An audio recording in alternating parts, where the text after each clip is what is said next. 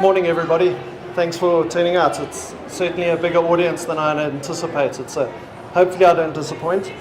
Not going to keep you for too long. I'm going to give you a few insights that I've learned over the last few years, and hopefully we can push it in a direction that will give you something out of this to take back into your business and to apply. Okay, so just some housekeeping. If you want the slides afterwards, they are available on our website. You can go there, download the slides. Not all of the thinking in this presentation is my own. I'm obviously not an innovator in the AI space. I'm a user. So if you do use them, please credit the original authors. That's all I ask. My Twitter handle is @Darren Leishman, and you can hashtag #CreativeAI. So if you feel like you want to share it, please do. Bit of feedback. If you don't like what I'm saying, please use someone else's name. Okay, so when I first started thinking of AI, and when we mention the word AI, many people have these images that come into their headspace. Right, so they think of Terminator, the Matrix, they think of iRobot, and that's pretty cool because it's quite far out there, right? And being killed by robots is quite cool if it's happening 50, 100, 150 years in the future. But the fact of the matter is that it's not. Okay, so those were created, Terminator originally in the 80s, and things have moved on. We're kind of heading to the 50 years away period now. So in 2009, I had the opportunity to visit Suzuki's production plants in Hamamatsu, Japan. And I was absolutely blown away by the amount of automation and robotic intelligence that they had in the plant. And struggling through some language barriers, I asked the plant manager, what happens if they break? And he looked at me and he said, no, they don't break. They don't get sick. They don't get emotional. Okay, so they don't take time off. He says, we do maintenance to keep them running, but that's all we do. But ultimately, as advanced as these robots are, they're just tools. Okay, they're tools that people can use and that creative people input instructions to for them to execute. So often when we look at that and we put it in front of people, they get scared, okay, and they get scared about their jobs. So I looked at this and there's a whole bunch of robots that are doing repetitive, sort of labor-intensive tasks, and I go, I'm a designer. I'm a creative. I'll be okay. Who agrees with that? Okay. So I kind of got a little bit more nervous about it. Okay. But I don't want this to be a talk of doom and gloom. So I'm going to show you a video now that talks to AI and where it could potentially go. And then we'll discuss in a little bit more detail. Now just consider the smartest person who's ever lived. On almost everyone's short list here is John von Neumann. I mean, the impression that von Neumann made on the people around him, and this included the greatest mathematicians and physicists of his time, is fairly well documented. I mean, if only half the stories about him are half true, there's no question he's one of the smartest people who's ever lived. So consider the spectrum of intelligence. Okay, we have John von Neumann, and then we have you and me, and then we have a chicken. Sorry, a chicken. There's no reason for me to make this talk more depressing than it needs to be. It seems overwhelmingly likely, however, that the spectrum of intelligence extends much further than we currently conceive. And if we build machines that are more intelligent than we are, they will very likely explore this spectrum in ways that we can't imagine and exceed us in ways that we can't imagine. It's a longer talk, and I encourage you to go watch it, but it does scare me to a degree. Because what he's alluding to is that we have already built machines that are smarter than ourselves. AlphaGo has beaten the world's smartest Go player 3 times consecutively. Okay? The computer can apply logic faster and better than we can as humans. So if we extrapolate that graph and we now say the AI is on the top end of that graph, effectively we become the chicken. Okay, and what do we do to chickens? Okay, we eat them, right? we use them to our advantage. So if we create technology that we lose control over, we are doomed. So if we look at recent news events and we say, if AI had the data that our scientists have today and applied it to climate change, would it have pulled out of the Paris talks? Okay, would it have pulled out of Paris? Okay, it would go, no, Mr. Trump, you're fired because you're an idiot. So AI uses the data, it makes unemotional decisions about the future of what it needs to do. So computers have gone to the next level already. People are already exploring intuition within the computer environment. And intuition is what has always separated us from the machine. Okay? We were able to absorb data, make decisions, and make advanced choices that superseded what technology could do. Technology is now receiving billions of points of data at any given time that it can now make more informed decisions than we can. IBM have built a computer called Watson. Okay? Watson beats Jeopardy. But they've now applied that into the medical field, and according to the 12 best oncologists in the US, Dr. Watson has prescribed treatment plans for cancer patients that are 30% more effective than those 12 oncologists did. Okay, so in 30% of cases, the computer did it better than the doctors. So if you think you can't be replaced, think again. Okay, so it's all about speed. Now, nothing's going to beat this guy because I love stock images. Imagine being able to write all of that backwards.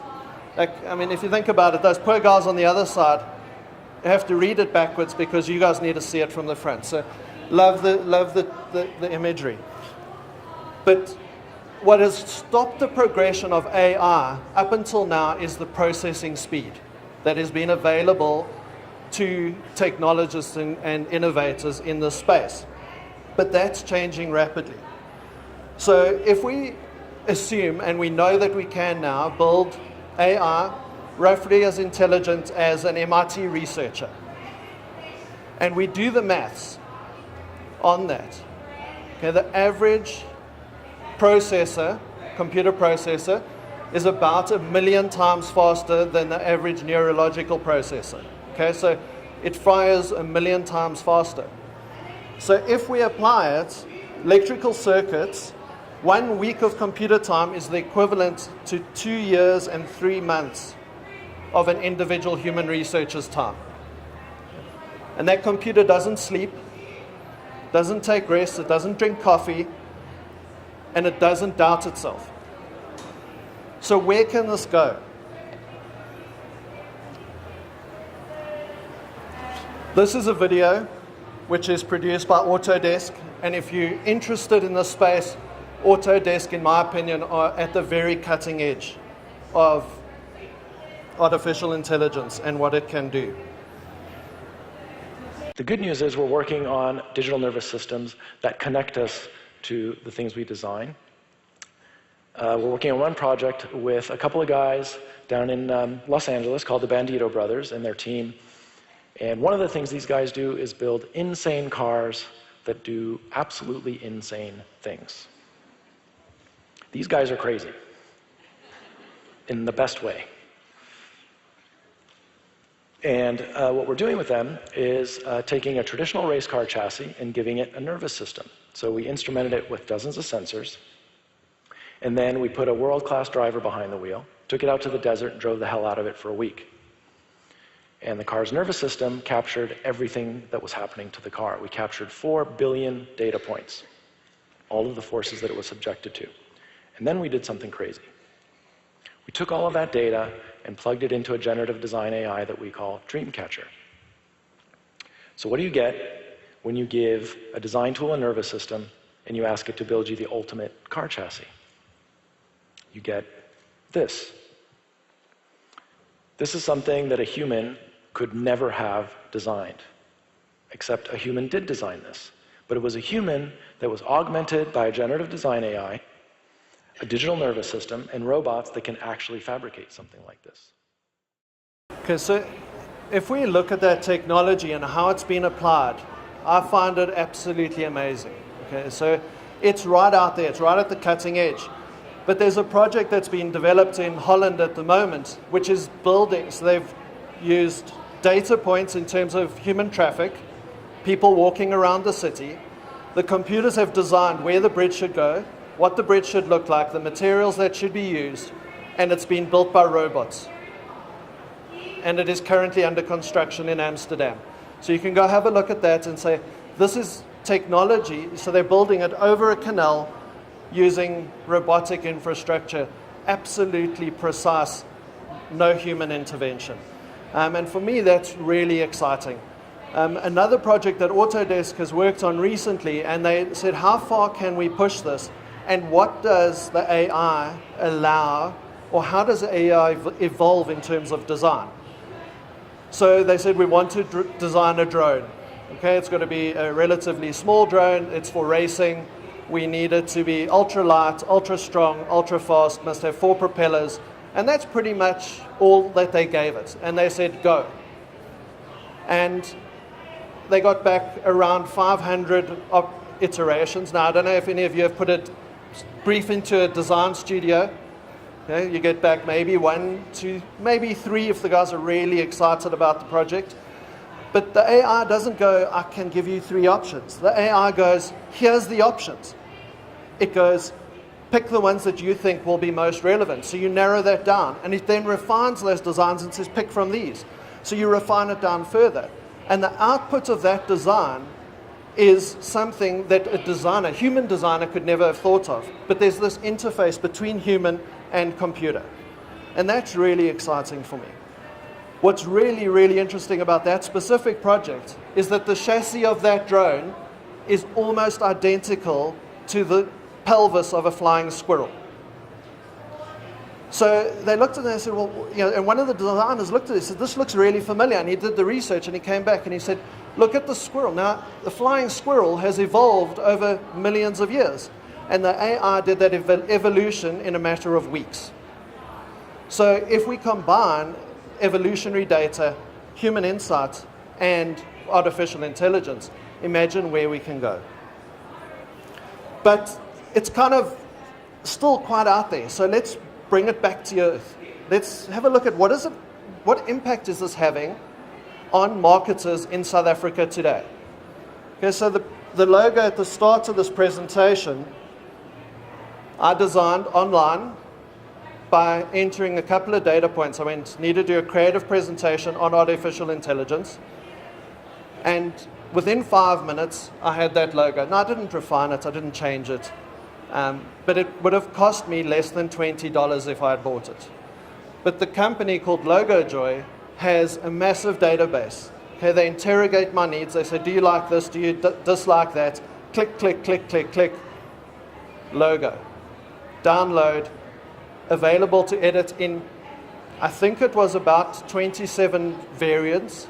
Ready for Facebook, ready for presentation, black and white. Every option I could possibly have thought of.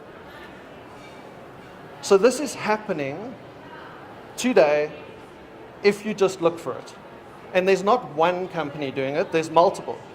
So if you are designing and doing creative work, there's technology that can, 1, help you, 2, reduce the time to market, and 3, save you a lot of money. Okay? So I'm a designer, so now I'm starting to get pretty scared, right? Okay. Excuse me, I get a bit excited, so I talk too fast. So we know that AI can design, but Lauren put her hand up here, so Lauren's from our business, and she's really excited about being a writer because she feels that that is a secure creative environment. Okay, Associated Press are probably one of the biggest distributors of financial news in the world. They take all of the data out of the financial markets and they turn that into press releases and stories which they distribute to these massive networks.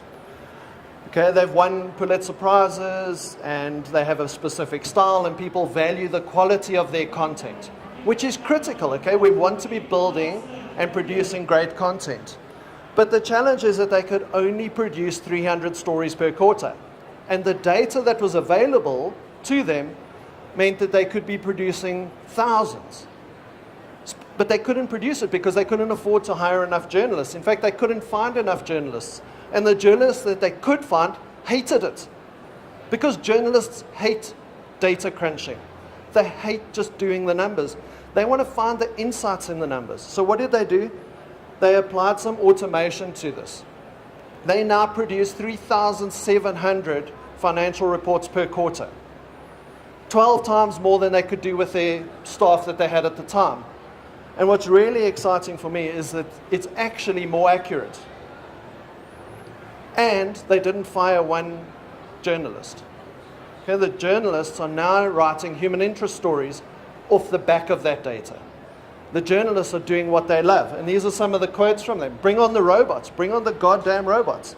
Okay, the guys don't want to be doing the crunch work. They don't want to be doing that grind because they get it wrong and then they get into trouble. They want to be looking at that information and making it interesting for people to read.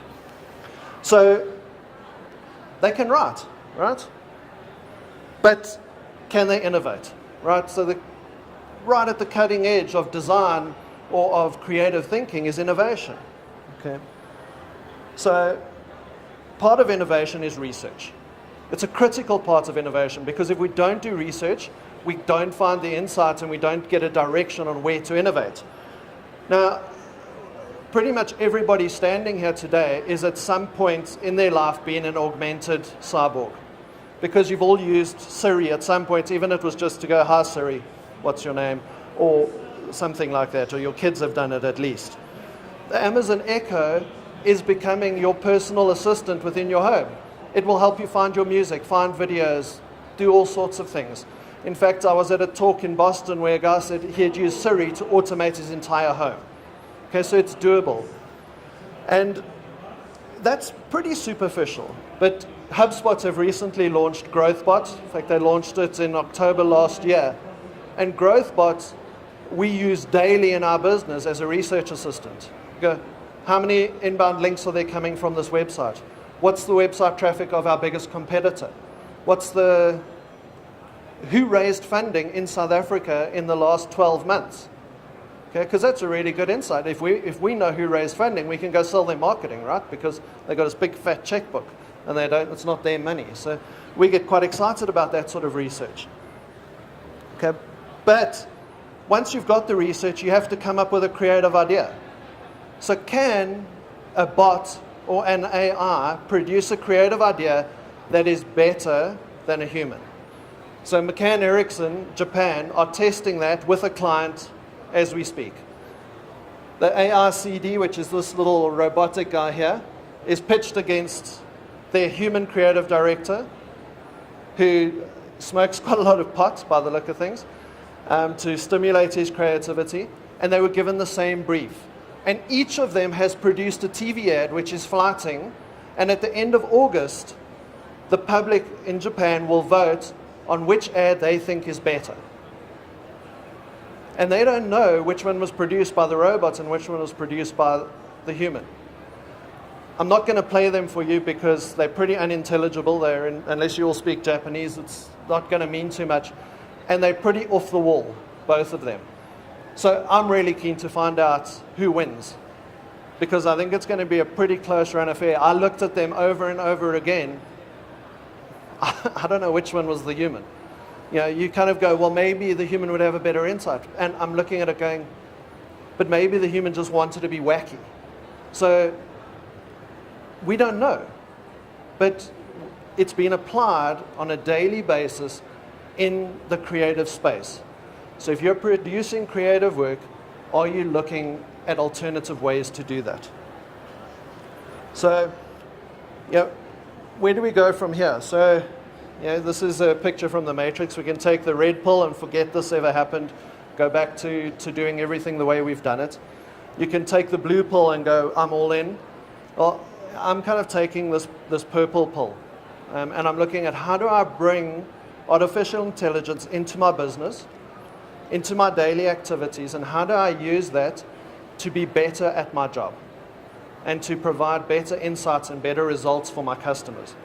And if I can do that, I'm then starting to look at a new future, and I believe that that future won't be artificial intelligence, it will be augmented intelligence, okay, because together we're able to produce a whole lot more because we can just put it out there and get results back and make decisions in a much faster and more enlightened way. So, I mean, we've all seen these creative partnerships. I lost my ponytail a few years ago. Yeah, but we got copywriter, designer, creative partnerships. It's a human relationship. And better human relationships create better innovation. Best ads, best designs are typically done in a team. The future of these partnerships, I believe, will be taking your best skills and augmenting your weakness. Okay, so if you can write but can't design, you'll have an AI that can help you design. And you will be able to talk to that AI in natural language. Another project that Autodesk are doing is working on construction sites where the site foreman is human. Okay, they read the drawings, they walk up to the wall, they put their hand on the wall, say, cut a plug point here, and the robot goes and cuts out the plug point with absolute precision. It cuts it exactly where it's meant to be. You don't end up with plug points sitting like this. I mean, we've all got those in our kitchen, right? It's like the guy kind of fell over with the angle grinder. So we're using the best skills of the robot. The AI is being able to interpret the human language and instruct the robot to produce a better result than was possible before. Does that excite you? Scares the Jesus out of me. Okay, so what will you do in your creative world?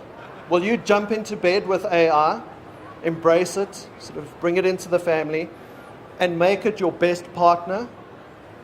Or will you reject it and say humans will still be able to do this better? In my experience and looking at where our business has come from, so I've been doing an advertising role for roughly 20 years. And if I look at where I started and where I am now, there's absolutely no doubt in my mind that we have to pursue this route. When I was in, I think, at the time, Standard 8, so back a long time ago, before I left school, my grandfather was in printing, said to me, become a lithographer, because they are irreplaceable. They make the most money in a print shop. Okay. I tried to Google a picture of a lithographer. They don't exist. Okay, so 25 years later, that job is gone. Typist pools are no more. Okay, the personal computer meant that people that would traditionally be sitting typing out briefs or typing out legal documents no longer exist. But people still have jobs, so don't be fearful of your jobs. Don't be fearful of your future because you have value to add. But you have to look at how you embrace it with artificial intelligence. How do you bring it into your business? How do you enhance your experience? And how do you push the innovation of your business forward? So we're trying to do that. It's tiring, it's hard work, and there is an absolute explosion of information out there. So it's hard to keep pace of, and it's hard to stay abreast of what's happening.